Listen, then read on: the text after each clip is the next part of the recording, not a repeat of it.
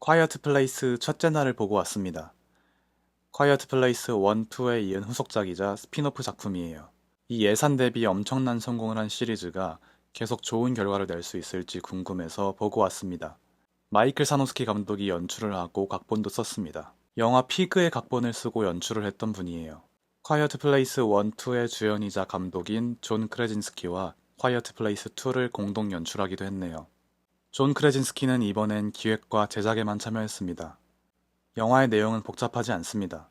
시한부 선고를 받은 암 환자인 샘은 삶에 대한 의욕 없이 호스피스에서 지내고 있습니다. 요양병원이죠. 다른 환자들은 다 할머니 할아버지고 샘 혼자만 젊은 여성입니다. 어느 날 친한 남자 간호사의 설득으로 오랜만에 뉴욕 시내로 공연을 보러 갔다가 괴물들의 습격이 시작됩니다. 그런 혼란스러운 상황에서 샘은 어차피 살 날이 얼마 남지 않았기 때문에 정부의 대피 지시를 따르지 않고 대신 자신의 추억 속 피자집을 찾아가기로 합니다. 그러다 우연히 에릭이라는 남자를 만나고 에릭은 샘의 여정에 함께하기로 합니다. 그렇게 두 사람은 괴물들을 피해가며 샘에게 중요한 의미가 있는 피자집으로 향합니다. 등장인물로는 샘 역의 루피타 뇽호 배우가 연기했습니다. 마블 시리즈 블랙팬서에서 나키아로 출연했었고요. 노예 12년에서 뛰어난 연기로 아카데미 여우조연상을 수상했습니다. 조던 필 감독의 어스에서도 주연을 맡았었네요. 얼굴이 낯설지 않다 싶었는데 자주 봤던 얼굴이었습니다. 에릭 역에는 조셉 퀸 배우가 연기했습니다. 기묘한 이야기 시즌4에서 많은 사랑을 받았던 에디로 출연했었어요. 콰이어트 플레이스 2에 나왔던 아저씨도 잠깐 나옵니다. 자, 그러면 이 영화 어땠냐면요. 저는 별로였습니다. 관객들이 콰이어트 플레이스에 기대하는 게 뭔가요? 대사가 거의 없어도 극한의 긴장감 하나로 끝까지 밀어붙이는 그 힘이잖아요. 근데 전 작품들보다 많이 약해졌습니다. 그 에너지를 다른 부분에 투자했는데 저는 별로 재미없었어요. 그리고 부제가 첫째 날이잖아요. 저는 이걸 보고 드디어 이 괴물들의 정체나 목적, 그런 게 좀 풀릴 줄 알았는데 일절 없습니다. 저처럼 이런 기대를 가지고 있던 분들이 적지 않았을 거라고 생각해요. 스포하면서 얘기하겠습니다. 뭘 보여주고 싶은 건지는 알겠습니다. 인류 종말 위기에서의 인류의 혹은 우정, 그리고 비명소리만큼 시끄러운 소음이 가득하던 도시가 고요해지자 도시가 들려주는 음악. 이 두 가지를 연결지으며 샘의 변화를 이야기하고 싶어 합니다. 그런데 에릭이 단순히 무서워서 샘을 따라왔다고 하기엔 둘의 유대가 너무 급격히 좋아지는 게 제 머릿속에선 툭툭 걸립니다. 이 설득력이 떨어지는 한 지점 때문에 이후 위험을 각오하고 서로를 구하든 뭘 하든 저에게 감동은 하나도 없었습니다. 그저 에릭이 왜 이렇게까지 하지? 라는 생각이 들 뿐이었어요. 그래서 뭔가 에릭이 샘에게 이렇게까지 할 어떤 끌림의 이유가 영화 중후반부에는 드러날 줄 알았습니다. 근데 아무것도 없습니다. 그냥 겁쟁이가 용기를 내게 되는 단순한 인물일 뿐 전혀 샘과 같이 다니는 강한 이유를 찾을 수가 없었어요. 종말의 위기라서 상황이 그래서 함께 생존하길 원했다면 더더욱 할 말이 많습니다.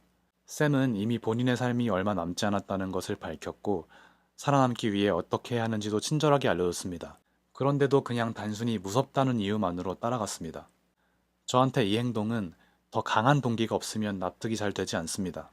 에릭이 사실은 고양이의 분신이라면, 그래서 고양이처럼 샘을 졸졸 따라왔다면, 조금 세게 얘기했지만 차라리 이게 조금 더 설득력이 있습니다. 제 머릿속이 이렇다 보니 엔딩은 더욱 뜬금없게 느껴집니다.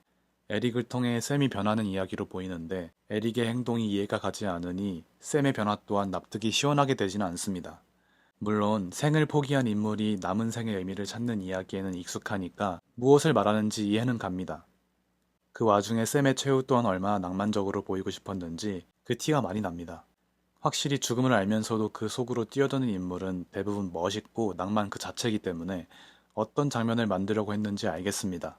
그런데 갑자기 고요한 도시가 들려주는 음악인지 소리인지 정확히 기억은 안 나지만 대놓고 주제를 가르쳐주고 싶어 근질거려 하는 나레이션이라니요. 너무 뜬금없고 억지로 의미를 만들려는 것처럼 보입니다. 그 이유는 역시 에릭에서부터 출발한다고 생각해요. 두 인물의 만남에서부터 이야기가 별 문제 없이 진행됐다면 엔딩에서도 샘에게 몰입했을 겁니다. 삶의 의미를 되찾음과 동시에 에릭에게 넘기고 더 이상의 미련 없이 떠나려는 행동에서 충분히 만족감을 느끼고 흔히 하는 말로 뽕에 취했을지도 모릅니다. 하지만 몰입이 되지 않으니 그 의도가 겉으로 너무 드러나 버려서 짜치게 느껴집니다. 에릭의 행동에 대한 설득력만 있었다면 이 모든 것들에 대한 생각을 접고 영화에 몰입할 수 있었을지가 궁금하네요. 그렇다면 이 영화가 처음부터 이렇게 허술하게 기획되었을까요? 아닐 겁니다. 그 근거를 조금 짚어보겠습니다.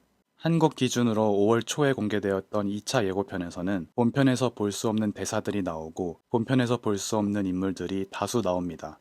이게 단순히 조금 다른 대사와 인물들이 나온 수준이 아닌 것 같아요. 본편에서 볼 수 없었던 2차 예고편의 낯선 부분들을 살펴보겠습니다. 본편에서 보이지 않았던 노인들이 등장합니다. 샘이 지내던 호스피스에 같이 있던 인물들인지는 모르겠지만 이 노인들은 누군가에게 종말의 위기가 오고 있다고 말합니다. 그리고 또 다른 노인이 나옵니다. 소리가 시끄럽게 나기 시작한 기계를 멈추는 데 성공하지만 그 소리를 듣고 반응한 괴물에게 당하고 말죠. 이 장면은 똑같은 장면이 본편에 있습니다. 하지만 괴물에게 당하는 인물도 다르고 장소도 달라 보이네요. 이 장면에선 전투기가 괴물들이 집중적으로 몰려있는 맨해튼을 고립시키기 위해 맨해튼 주변 다리를 폭파시킵니다. 이 장면은 본편에도 나오는 장면이죠. 하지만 2차 예고편의 이 장면에서 나오는 대사는 익숙하지 않습니다. 샘이 우리뿐이라고 말하고 있습니다. 이번 장면에선 식료품점 혹은 식당으로 보이는 곳에서 에릭이 지도를 펼쳐놓고 있고 샘이 지도를 손으로 훑어봅니다. 에릭이 우린 서로를 도울 수 있고 도시에서 벗어나야 한다고 말합니다. 본편에선 없었던 장소에서 없었던 대사가 나오네요. 샘은 다리를 다친 걸로 보이는데 본편에서 샘은 다리를 다친 적이 없습니다. 또 다른 부분입니다. 에릭이 여기 계속 있으면 우린 죽는다고 말하고 샘이 계획이 있다며 대답합니다. 역시 본편에선 나오지 않는 대사들입니다. 종합해보면 본편이 공개되기 전 2차 예고편을 통해 본 이 영화의 내용은 이렇습니다. 샘과 에릭은 괴물들의 집중 공격을 받는 맨해튼에서 미처 탈출하지 못한 채 정부에 의해 고립되었습니다. 그런 맨해튼에는 본편과는 달리 극소수의 사람들만 남게 되었고 두 사람은 우연히 만나서 맨해튼을 탈출하는 데 힘을 모으기로 합니다. 이 예고편을 통해 보면 두 사람이 같이 다니게 되는 이유가 납득이 잘 됩니다. 다른 많은 사람들의 대피 행렬을 따라가지 않고 무서워서 함께 있는 게 아닙니다. 애초에 다른 많은 사람들이 존재하지 않는 걸로 보입니다. 맨해튼에 남아있는 사람 자체를 찾아보기 힘든 상황에서 살아남기 위해 맨해튼을 탈출하기 위해 협력할 수밖에 없는 상황이죠. 예고편에서의 에릭은 겁쟁이가 아닙니다. 초면인 시한부 암 환자에게 동정심을 느끼고 자신이 살아남을 수 있는 가능성을 포기하면서까지 동행하는 겁쟁이이면서도 겁쟁이가 아닌 그런 이상한 인물이 아닙니다. 2차 예고편에서의 두 사람은 의지할 데가 서로밖에 없는 상황에서 함께 살아남기 위해 협력하고 계획을 세우는 그런 관계입니다. 그래서 영화는 시한부 환자가 삶의 의미를 찾는 이야기가 아니라 도시에 고립된 생존자들이 도시 바깥으로 탈출하려는 목표를 가진 서스펜스가 가득한 이야기였을 겁니다. 이렇게 말하고 보니 본편에서 다리를 폭파시키는 장면이 그 이후 이야기에 아무 영향을 미치지 못한 것으로 보이네요. 정부에게 버려졌다고 소리치는 인물까지 등장하는데 이에 대한 내용이 다뤄지지 않으니까요. 편집하는 과정에서 이야기의 방향을 바꾼 걸까요? 그런데 편집만으로 이렇게 다른 영화로 보일 정도로 내용이 바뀔 수가 있을까요? 아니면 두 가지 버전을 모두 촬영한 걸까요? 당연히 제가 내부 사정을 아는 것도 아니고 어떻게 된 건지도 모르지만 2차 예고편과 본편이 너무 다르게 느껴져서 언급하지 않을 수가 없었습니다. 2차 예고편에 기반한 이야기에 시한부라는 요소만 살짝 첨가했다면 어땠을까요? 전체적으로 생존과 탈출에 집중된 이야기에 살아갈 이유를 찾지 못하는 시한부 암 환자인 샘이 삶에 대한 의욕을 다시 불태워 길을 쓰고 도시를 탈출해야만 하는 이유를 살짝 만들어줬다면 더 재밌는 영화가 되지 않았을까 하는 아쉬움이 남습니다. 총평입니다. 기존의 콰이어트 플레이스는 명확하고 확실한 강점이 있는 영화들입니다. 서스펜스는 빠를 때가 아니라 느릴 때, 웅장하고 시끄러울 때가 아니라 아무 소리도 들리지 않을 때 효과가 배가 된다는 점을 철저하고 똑똑하게 이용한 웰메이드 작품이죠. 그러나 이번엔 전작들에 대한 기대감을 버리면서까지 드라마 위주로 풀어내려던 시도가 실패했다고 생각합니다. 오히려 인물들의 관계를 굳이 설명할 필요조차 없도록 가족 관계로 엮은 전작들이 훨씬 드라마틱해요. 한마디로 캐릭터의 매력이 부족하다고도 할 수 있겠네요. 영화관에서 저는 에밀리 블런트의 강인한 엄마가 조금 그리웠습니다. 결과적으로 괴물들의 정체나 최소한 전작들만큼의 서스펜스를 보길 기대했던 저에게는 이 작품은 꽤나 실망스럽습니다. 쫀쫀하던 긴장감도 단순히 깜짝 놀래키는 것으로 많이 대체되었고요. 영화가 말하는 게 무엇인지는 명확하지만 그걸 위해서 꼭 괴물이 필요했을까요? 저에게는 콰이어트 플레이스 2편이 가장 재밌었고 그 다음이 1편, 첫째 날이 가장 별로네요. 계속 부정적으로 얘기했지만 콰이어트 플레이스를 처음 접해서 기대감이 높지 않은 분들에겐 괜찮은 영화일 수도 있을 것 같습니다. CG의 퀄리티나 배우들의 연기는 정말 수준급이거든요. 영화관에서 가볍게 보기에 나쁘지 않은 작품이라고 생각합니다. 워낙 조용하고 긴장되는 장면이 많아서 팝콘 먹으면서 보기에는 조금 눈치 보일 수도 있을 것 같네요. 콰이어트 플레이스 첫째 날의 영화적 순간은 없습니다. 딱히 좋았다고 느껴지는 순간이 없었던 것 같네요. 보통 재미없어도 영화적 순간 하나쯤은 기억에 남는데 이번엔 없었으니 넘어가겠습니다.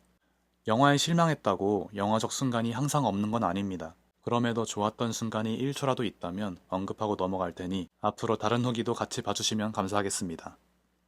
그리고 앞으로 재미를 위해서 작품마다 점수를 매겨보려고 합니다. 0점부터 최고 100점까지 디테일하게 점수를 주고 이 점수를 다시 구분해서 0점부터 20점까지를 바닥, 25점부터 45점까지를 방석, 50점부터 70점까지를 의자, 75점부터 100점까지를 소파로 구분해서 묶어보는 식으로 해볼게요. 앞서 후기를 남겼던 퓨리오사 매드맥스 사가는 의자 등급의 70점, 존 오브 인터레스트는 소파 등급의 90점, 이번에 보고 온 콰이어트 플레이스 첫째 날은 방석 등급의 45점을 주도록 하겠습니다. 점수는 언제든지 바뀔 수 있으니까요. 재미로만 봐주시면 감사하겠습니다. 그리고 여러분의 점수도 댓글로 남겨주시면 다양한 의견을 나누는데 도움이 될 것 같습니다. 오늘 후기는 여기까지입니다. 다음 후기에서 만나요.